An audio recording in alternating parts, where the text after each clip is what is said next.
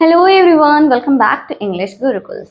आज का जो वीडियो है इसमें हम करने वाले हैं चैप्टर राजम एंड मनी के क्वेश्चन आंसर, जो कि रेफरेंस बेस्ड हैं। एक आपको कॉन्टेक्स्ट दिया जाएगा, उसके रेफरेंस में कुछ क्वेश्चंस दिए जाएंगे, आपको क्वेश्चन रीड करना है, देन उनके आंसर्स राइट करने हैं।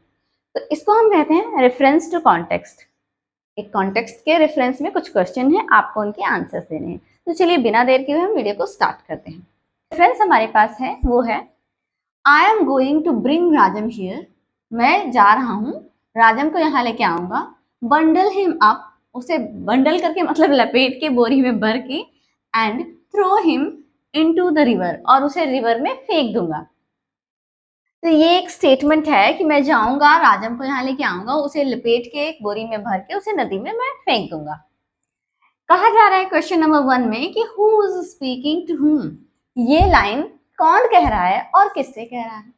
अगर आपको चैप्टर याद होगा तो आपको शायद याद आए कि जो हमारा मनी है और स्वामीनाथन, ये दोनों नदी के जो रिवर बैंक है साइड में, वहां पे बैठे थे और आपस में बातें कर रहे थे। एट दैट टाइम मनी कह रहा था कि मैं जाऊंगा, उसे लेके आऊंगा, लपेट के उसे मैं नदी में फेंक दूंगा।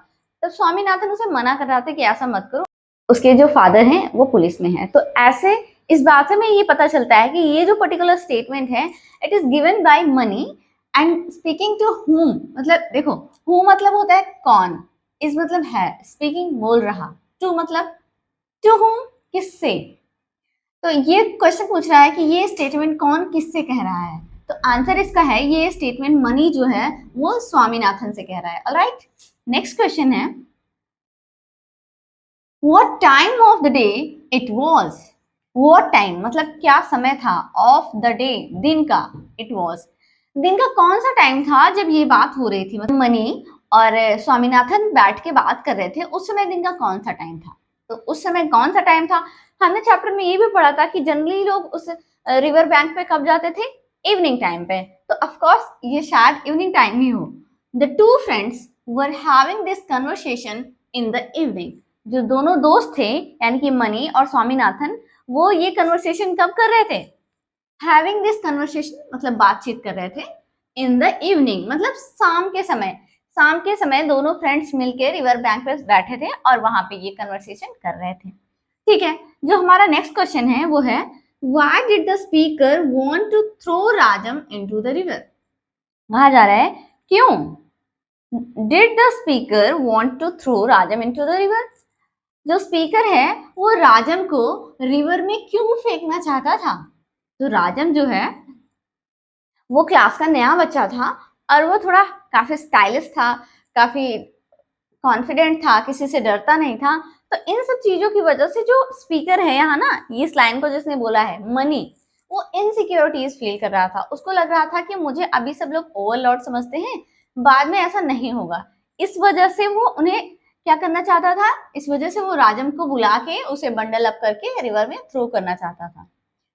तो क्वेश्चन का आंसर देते हैं, Mani wanted to throw Rajam into the river. Mani जो है वो चाहता था टू थ्रो फेंकना राजम यानी राजम को इनटू द रिवर नदी में, बिकॉज क्योंकि ही फेल्ट दैट वो महसूस कर रहा था कि Rajam was trying to take over his position. Rajam जो है वॉज मतलब था, ट्राइंग मतलब प्रयास कर रहा, टू टेक ओवर मतलब लेने का, हिज पोजिशन मतलब उसकी जगह। ऐसा मनी को फील होता था कि राजम उसकी जगह लेने की कोशिश कर रहा है एज द ओवरलॉर्ड। ओवरलॉर्ड मतलब जो क्लास के सभी बच्चे थे वो उससे डरते थे, एक तरीके से उसको रिस्पेक्ट देना कहें या फिर उसके सामने बात नहीं करते थे।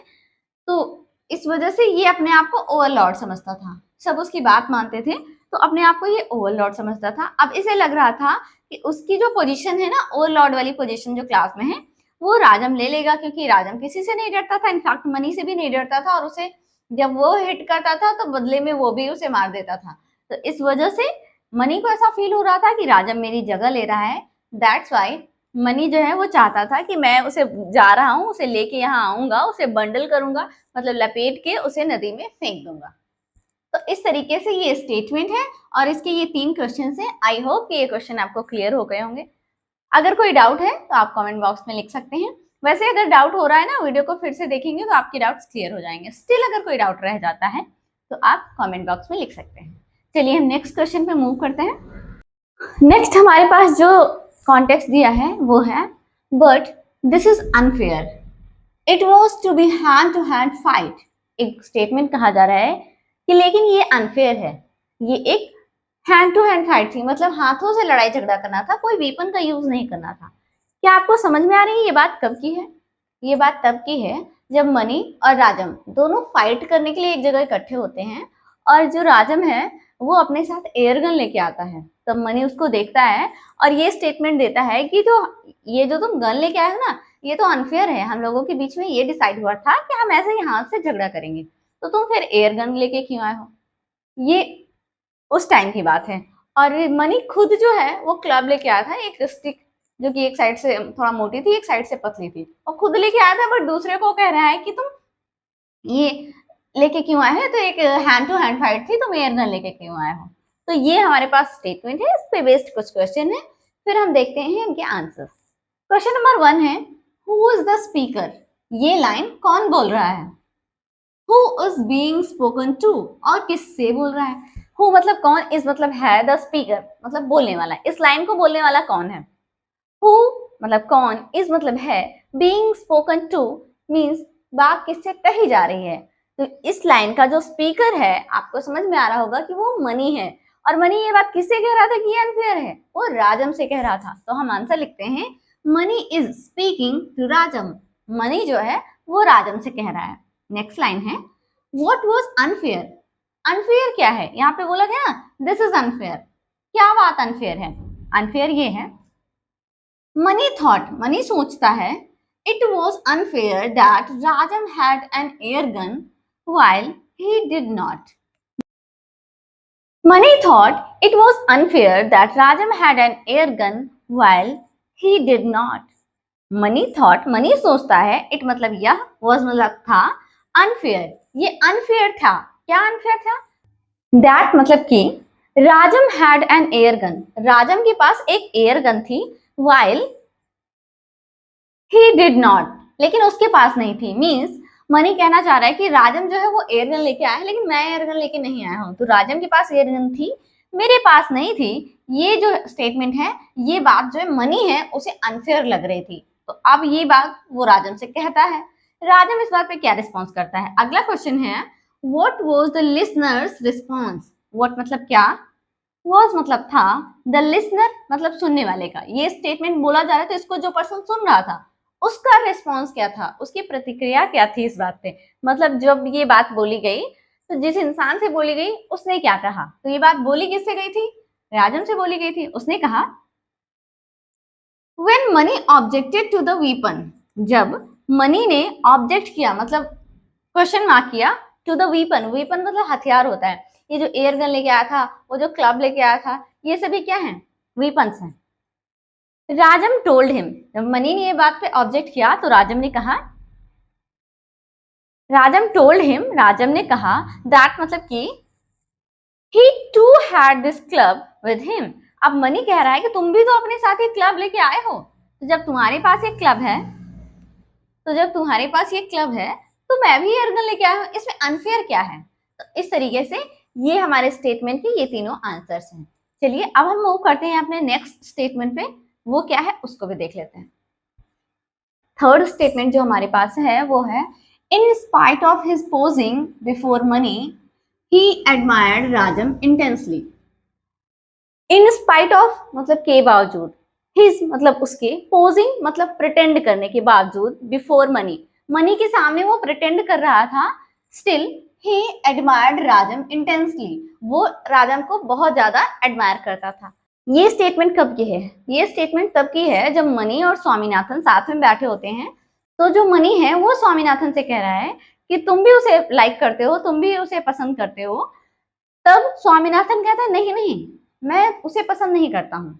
बट स्वामीनाथन राजम को पसंद तो करता है, लेकिन मनी के सामने ये बात एक्सेप्ट नहीं करता है। तो वही ये स्टेटमेंट दिया हुआ है। क्वेश्चन आपसे पूछ रहा है हु एडमायर्ड राजम इंटेंसली, तो कौन सा पर्सन है हु एडमायर्ड राजम इंटेंसली? तो according to the statement Swaminathan is the person, Swaminathan admired Rajam intensely. Swaminathan वो पर्सन है जो राजम को इंटेंसली एडमायर कर रहा है, लेकिन वो मनी के सामने बता नहीं रहा है, वो उसके सामने पोजिंग कर रहा है, मतलब प्रिटेंड कर रहा है कि नहीं ऐसा नहीं है। नेक्स्ट क्वेश्चन है, what was he posing about.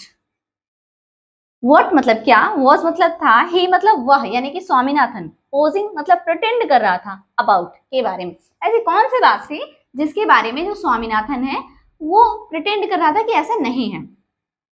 He was वह था, पोजिंग मतलब प्रिटेंड कर रहा था, दैट की ही डिड नॉट वह नहीं करता, लाइक राजम मीन्स इस आंसर का मतलब है he was posing that he didn't like राजम, मतलब स्वामीनाथन जो है वो प्रिटेंड कर रहा है मनी के सामने कि वो राजम को पसंद नहीं करता है। ठीक है, लास्ट क्वेश्चन है, why did he have to pose before Mani. Why did he have to pose before money? Means question पूछ रहा है क्यों, did मतलब क्या, he why did he have to pose before money? pose मतलब होता है प्रिटेंड करना।